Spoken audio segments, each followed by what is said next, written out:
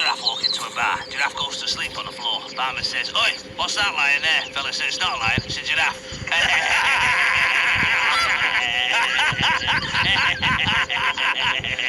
Giraffe! You crack me up, Trent. Alone at last, Wendy.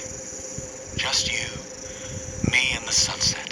This is just perfect, Stephen, and so romantic. I have something to ask you, my dear. Wendy, would you do me the honor of taking my paw? All right, you two pair of losers, don't mind me. I'll just squeeze it in. There we go. Lovely. You've not seen a packet of nice and spicy knickknacks lying around, have you? No. I think this is definitely a strawberry one, John. Either that or a berry of some sort. This one's got a green wrapper, so what's that? Apple? No, I've got a green one too. I think they're lime.